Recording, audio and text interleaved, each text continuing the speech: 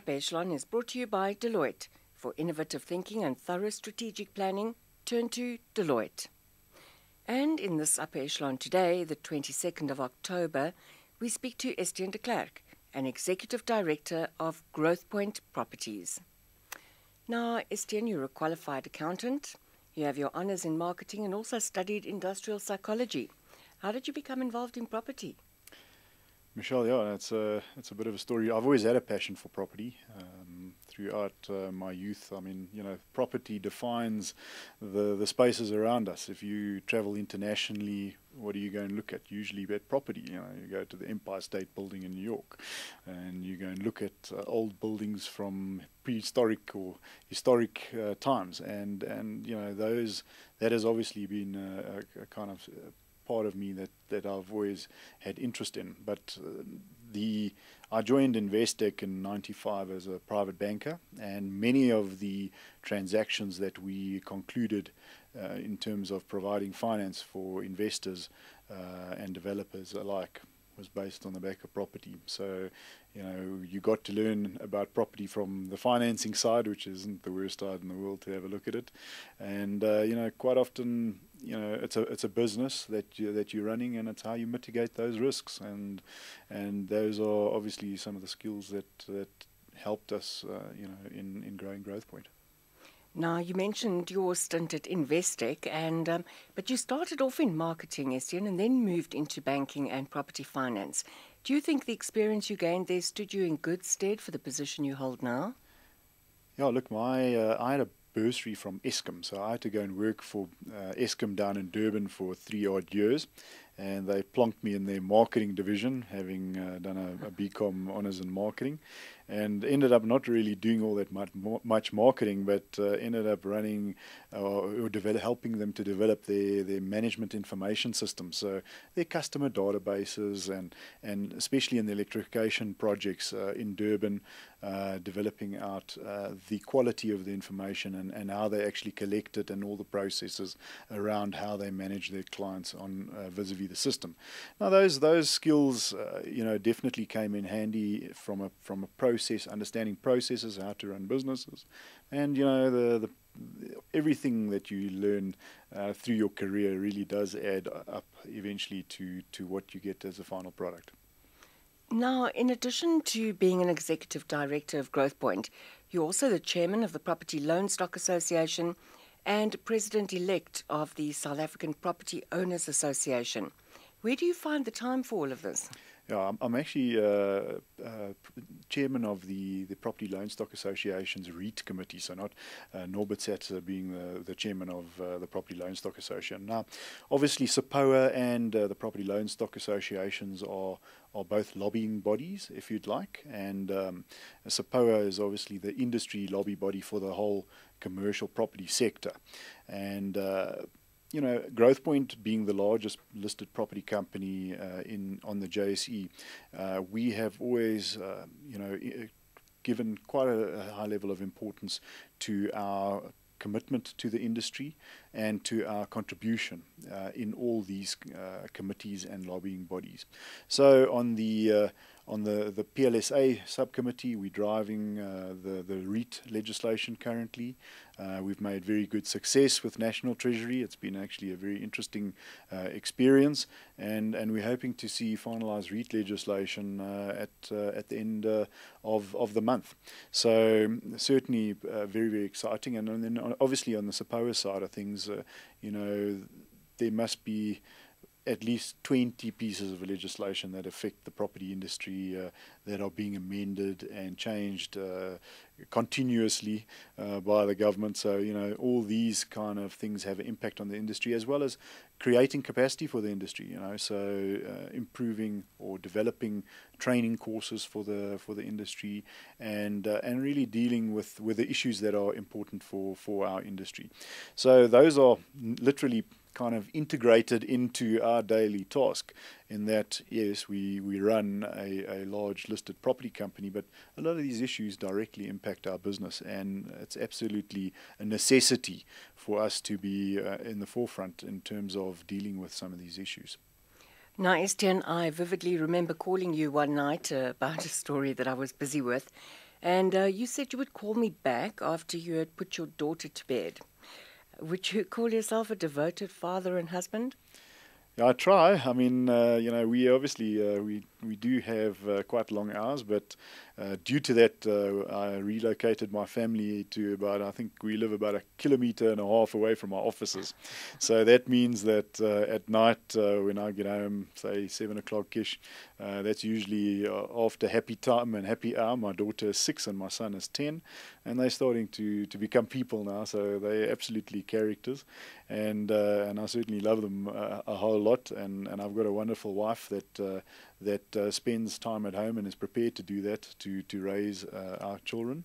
And one of the routines is I have to read them the bedtime stories. So it's not a negotiable. It's a part of the daily chore. And what do you do to relax?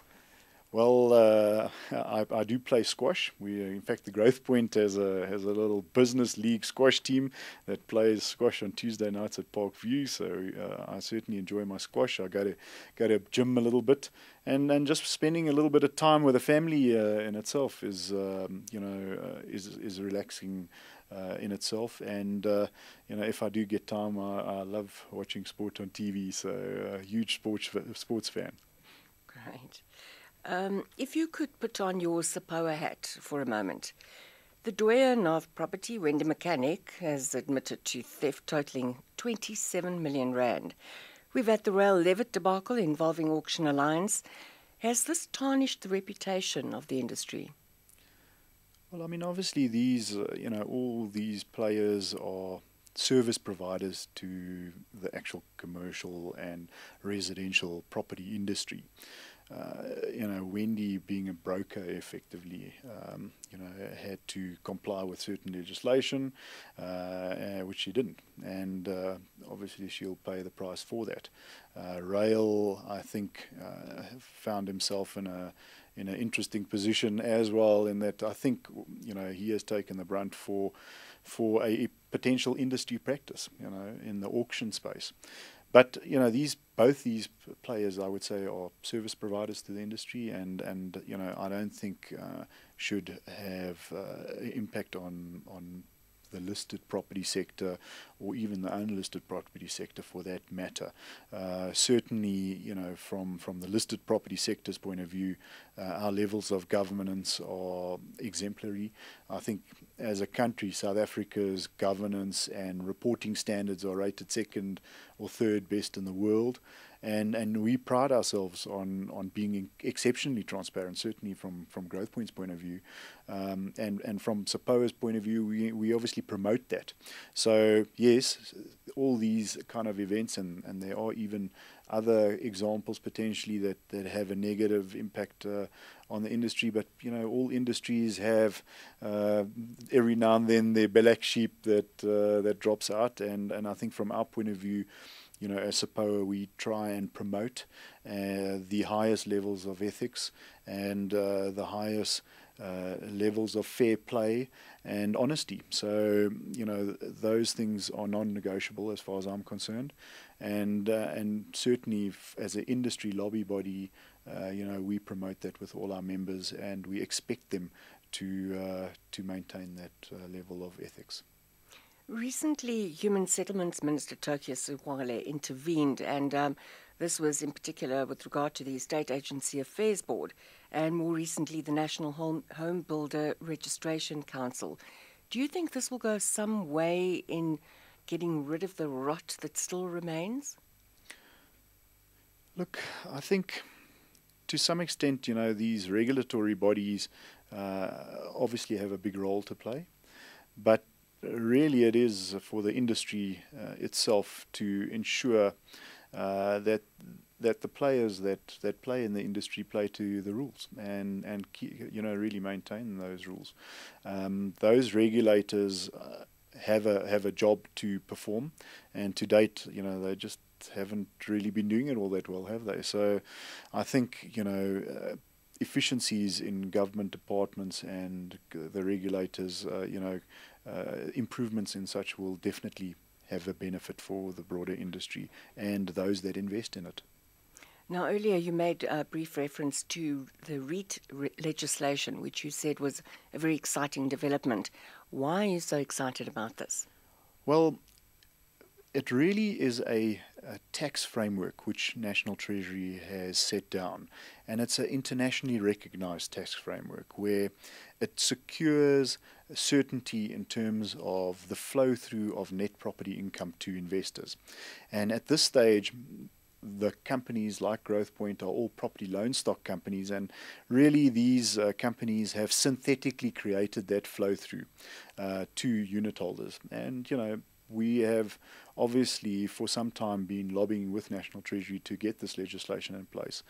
And what it will do is it'll make us recognized as a REIT legislation jurisdiction internationally. I mean, in fact, South Africa will become the 8th largest REIT destination in the world.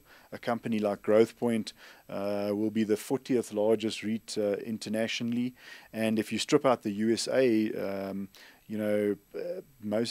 it'll be about the 15th largest company, REIT company internationally. So, we as a jurisdiction have a role to play in the world, and really to some extent it is a competition to attract capital, and if you, as the one investor said, it must look like a duck and quack like a duck. And, the REIT legislation really does give you the stample that it will be a duck, and that they can safely invest in South Africa, and that the rules are in place, and that it's simple to understand.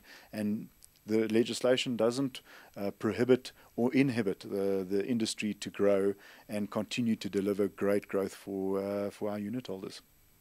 Estienne, thanks very much for joining us today. Estienne de Klerk, an Executive Director of Growthpoint Properties. Upper Echelon was brought to you by Deloitte.